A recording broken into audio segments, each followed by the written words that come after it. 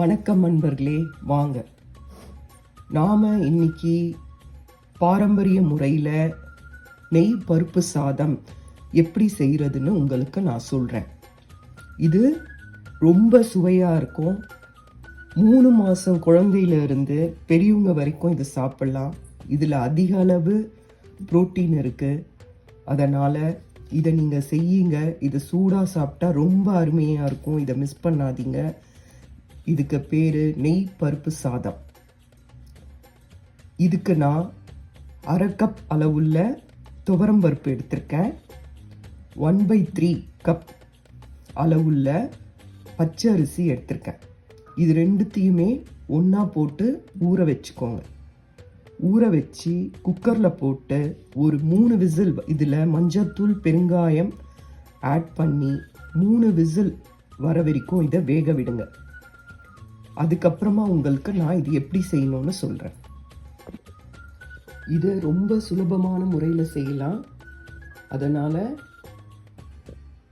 1/2 cup அரிசி பருப்பு எடுத்துக்கோங்க. துவரம் பருப்பு 100 கிராம் இது எடுத்துக்கோங்க. அரிசி 1/3ன்றது 100 கிராமுக்கும் கொஞ்சம் கம்மி தான். அதனால் 80 கிராம் அந்த அளவுக்கு அரிசி எடுத்துக்கோங்க. அரிசி பருப்போட கம்மியாக இருக்கணும். இது ரொம்ப சுலபமான முறையில் செய்யலாம். இது ரொம்ப உடம்புக்கு ரொம்ப நல்லது. குழந்தைங்களுக்கு இந்த பருப்பு சாதம் ரொம்ப ரொம்ப விரும்பி சாப்பிடுவாங்க. இப்போ நான் இந்த பருப்பு சாதத்துக்கு என்ன பண்ணியிருக்கேன்னா 2 டம்ளர் தண்ணி விட்டுருக்கேன். அதில் மஞ்சள் பொடி சேர்த்துருக்கேன், பெருங்காய பவுடர் சேர்த்துருக்கேன். உங்களுக்கு பூண்டு சாப்பிடுவீங்கன்னா இதில் 2 பல் பூண்டு கட் பண்ணி போட்டுக்கோங்க. அப்போ தான் நல்லா குழைய வேகும். இதை நீங்கள் ஒரு 3 விசில் வர வரைக்கும் வேக வைங்க. வேக வச்சுட்டு வாங்க பார்க்கலாம். இப்போ பாருங்கள், நல்லா குக்கரில் பருப்பு சாதம் வெந்துடுச்சு. இதை நல்லா கலக்கி விடுங்க.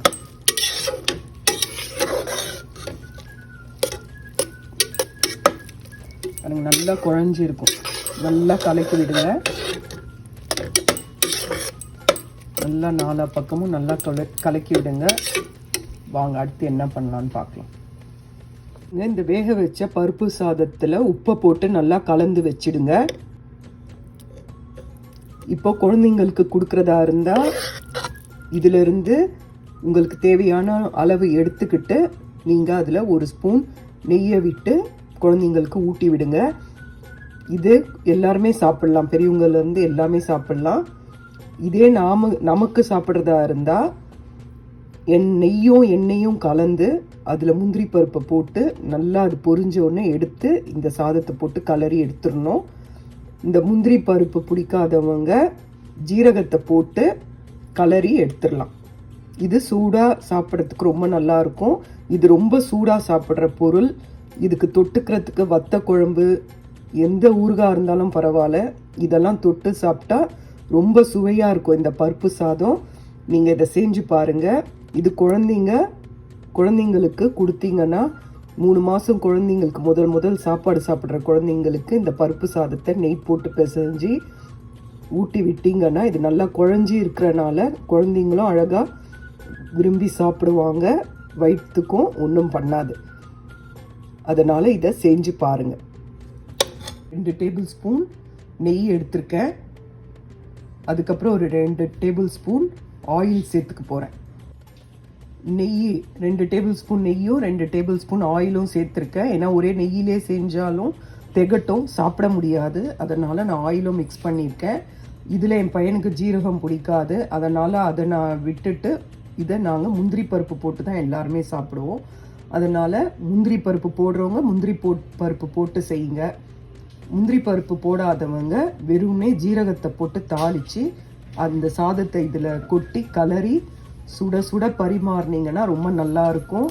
இன்னைக்கு சமையல் செய்ய முடியலன்னு சொல்லிட்டு நினைக்கிறவங்க இந்த மாதிரி சிம்பிளான ரெசிபி செய்யுங்க. இது சாப்பிட ரொம்ப நல்லாயிருக்கும். வத்த குழம்புக்கும் ஊறுகாய்க்கும் ரொம்ப அருமையாக இருக்கும். இதை செஞ்சு பாருங்கள். உங்களுக்கு அப்போ தான் இது தெரியும்.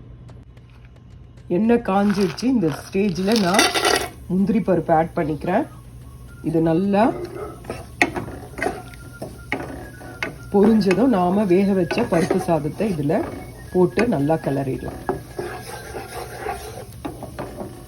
முந்திரி பருப்பு நல்லா செவந்துருச்சு. இந்த ஸ்டேஜில் இதில் சாதத்தை கொட்டி கிளறிடுங்க.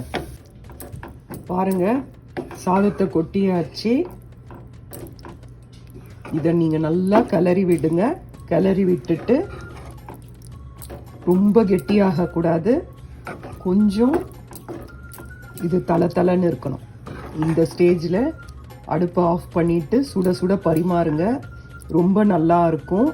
இதை மிஸ் பண்ணாதீங்க. இதை செஞ்சு பாருங்கள். பொங்கல் மாதிரி தான். நீங்கள் உங்களுக்கு பருப்பு ஜாஸ்தி இருக்குன்னு தோணுச்சுன்னா ரெண்டுத்தையுமே சம அளவு எடுத்துக்கோங்க. பட் பருப்பு கூட இருந்ததுன்னா டேஸ்ட் நல்லாயிருக்கும். இது நமக்கு தேவையான, உடம்புக்கு தேவையான ப்ரோட்டீன், கார்போஹைட்ரேட், ஃபேட்டு எல்லாமே நம்ம இந்த ஃபுட்டில் கிடைக்கிது. இது எல்லாருக்கும் நல்லது. செஞ்சு பாருங்கள், சாப்பிட்டு பாருங்கள். சாப்பிட்டுட்டு எப்படி இருக்குன்னு சொல்லிவிட்டு கமெண்ட்டில் சொல்லுங்கள். லைக் பண்ணுங்கள், ஷேர் பண்ணுங்கள், சப்ஸ்கிரைப் பண்ணுங்கள். இது குழைவாக தான் இருக்கும். உங்களுக்கு குழைவாக வேணான்னா கொஞ்சம் முன்னாடியே எடுத்துருங்க. நன்றி, வணக்கம். முந்திரி பருப்பு போட்டு செஞ்சு சாப்பிட்டாக்கா இது சுவையாக இருக்கும். முந்திரி பருப்பு தான் போட்டு தாளித்து சாப்பிடணும். ஆப்ஷனல், முந்திரி பிடிக்காதவங்க ஜீரகத்தை போட்டு சாப்பிடலாம். அப்படி இல்லை கடுகு தாளித்து கொட்டி சாப்பிடலாம்.